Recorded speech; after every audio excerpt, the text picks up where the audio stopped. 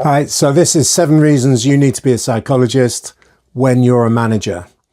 And you might be thinking, what? On top of everything else, I've got to be a psychologist as well? Well, look, in this day and age, you've got to understand what makes people tick because, the cost of people is so huge now. You've got to make sure that if you've got people, you're getting the best out of them. And that means you have to understand their psychology. There's no two ways around it. And, that's been exacerbated by all the employment law and legislation changes that have gone on in the last sort of 6, 7, 8 months. So, look, really, it's a no-brainer.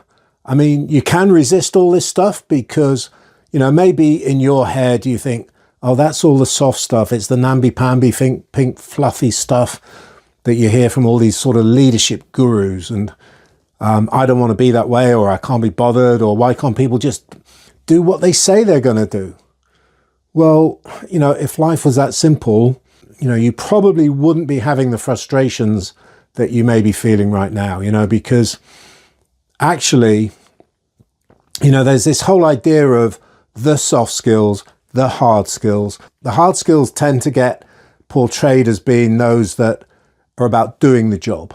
Like if you're an accountant, it's about doing the things that accountants do, or, if you're an engineer, doing the things that engineers do, or a chef, or whatever, if you're a technician of some sort, whatever you do, they tend to be called the hard skills. And then all the stuff around communication, taking into account people's emotions, all that sort of stuff, tends to get labeled as the soft stuff. Well, I've got to tell you, it's exactly the opposite way around. Because, I've worked with nearly 1,000 different business owners, leaders, from one-man entrepreneurs, one-man band type businesses, all the way up to CEOs of big multinational corporate organizations.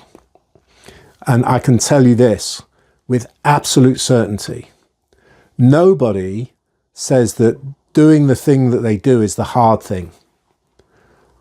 Every single person in any industry says the hard thing is dealing with people. And yet that's what's called the soft skills. So if you're feeling that psychology isn't for you, yeah, sure, you can run a business, sure, you can run a team, but you're going to find it tough, especially in this modern world.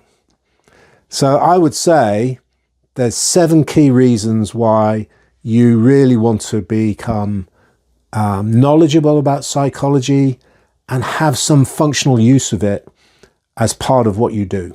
So let's kick off into this. And, what are those 7 reasons that I believe, if you're a manager, you're a leader, you run a business, you own a business, you run a team in a corporate, you need to have some knowledge of psychology.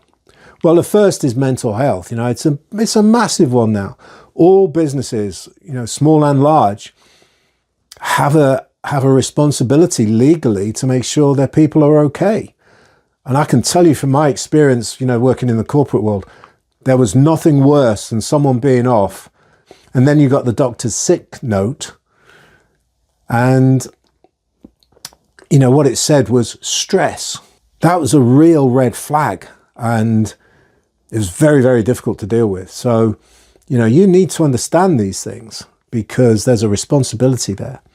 The second, you want people to be performing at their highest level. I mean, you can't pay people cheaply nowadays. It costs to have good people. You've got to pay good salaries. You've got all the benefits that go with that. You've got all the sort of social and employment costs that go with that. So you've got to get the best out of them.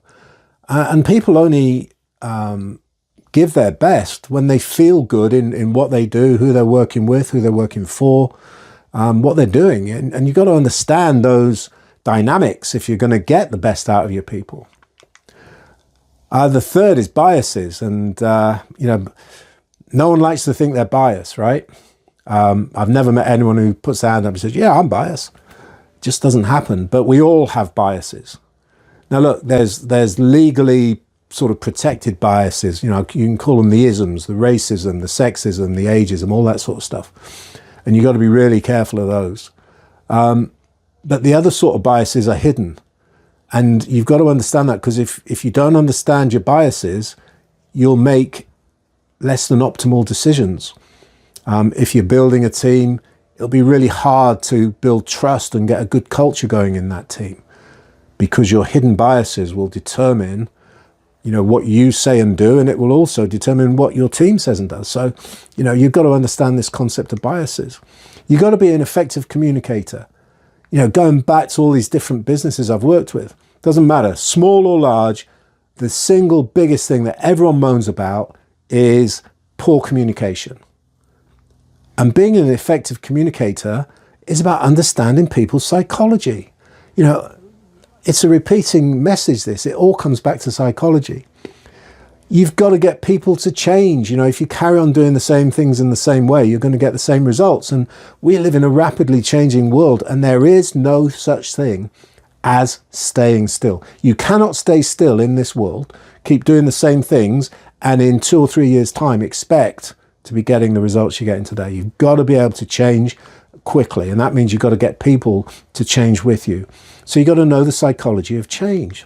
Engagement and retention. Well, look, if you've got a team of people, you will know just the impact it has when someone says they're leaving.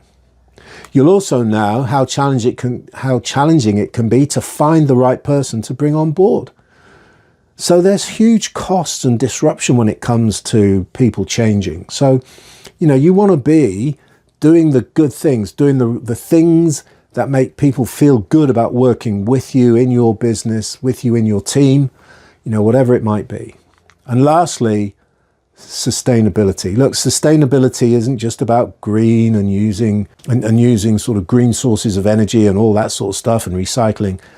It's about making sure you've got a business that is sustainable in the long run. Because, most people I know who set up a business, they've got some sort of mission. They've got something they want to achieve. Maybe they want to build a scale business that they can sell. Well, you don't do that overnight. You've got to demonstrate there's sustainability in that business.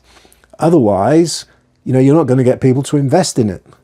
Maybe you want to leave a legacy for yourself, for your family, for your children, and have people remember you for contributions that you made to community and society. That's sustainability. Well, if you want that, you've got to understand the psychology of long-term success. It's all about psychology. And, the reality is you can put your head in the sand. You can say, no, that's not for me. And that's absolutely fine. It's about making life harder or easier.